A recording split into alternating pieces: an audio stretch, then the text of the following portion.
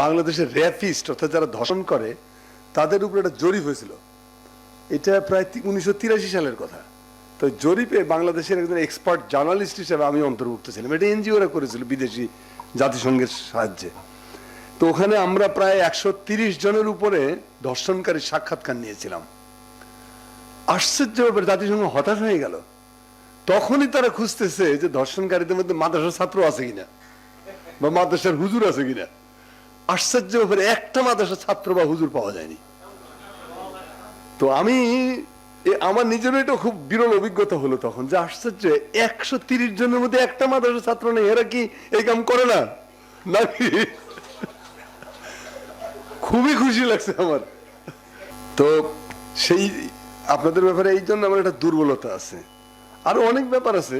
আমার একটা মাদ্রাসার একটা অ্যালার্জি ছিল আর কি। আমরা একটু বাম রাজনীতি করছি, তো মোটামুটি হুজুর দেখলেই মাথায় খুন চাপে,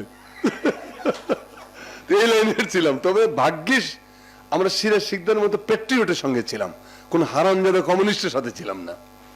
তো ফলে আমাদেরকে শিক্ষিত করা হতো যে ধর্মকে আঘাত করা যাবে না, ধর্মের যে প্রগতিশীল দিকটা আছে। ইসলাম তো একটা রেভুলেশন। সিরাজ শিকদার বলতেন এটা, যে ইসলামের ইটসেলফ একটা রেভুলেশন।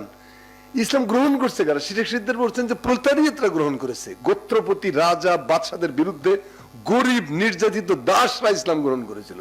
অর্থাৎ ইসলাম নিজে জন্মগত ভাবেই প্রগতিশীল ধর্ম, এবং for the proletariat, by the proletariat, of the proletariat. এটা সর্বহারা মানুষের ধর্ম। এবং এই জন্যই দেখেন ইসলামের বিরুদ্ধে যে এত যে যুদ্ধ ঘোষণা করছে ওয়েস্টার্ন ওয়ার্ল্ড, বিশেষ করে ক্যাপিটালিস্ট ব্লক, এর কারণ কি? কারণ হলো ইসলামের স্পিরিচুয়াল পাওয়ারটা সম্পর্কে জ্ঞাত না। মনে করছে কমিউনিজমকে হারাই দিছি, অতএব ইসলামকে হারানো সম্ভব। আরে কমিউনিজমের তো কোনো আল্লাহ ছিল না, ইসলামের তো সমস্যা আছে। ইসলামের এত তাড়াতাড়ি উড়াই দিলে হবে না। 1500 বছরের ইতিহাসে হাজার হাজার আঘাত আসছে ইসলামের উপর, তারপরেও রহস্যজনক ভাবে ইসলাম দাঁড়ায় আছে। প্রফেসর আহমদ হাসান দানি, মুজাহিদি ভাই খুব ভালো মতো জানেন, আহমদ হাসান দানিকে বলা হয় ফাদার অফ বাংলাদেশের আর্কিওলজি, প্রত্নতাত্ত্বিক জগতের ফাদার বলে, ফাউন্ডার। বাংলাদেশে এশিয়াটিক সোসাইটির প্রতিষ্ঠাতা, অনেক তার কাজ।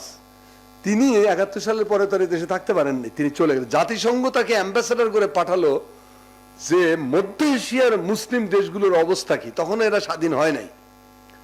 আহমদ হাসান দানি 20 বছর তাজাকিস্তান, উজবেকিস্তান, কাজাকিস্তান, আজারবাইজান এই সমস্ত দেশে ব্যাপক ট্যুর করেছেন জাতিসংঘের অ্যাম্বাসেডর হিসেবে।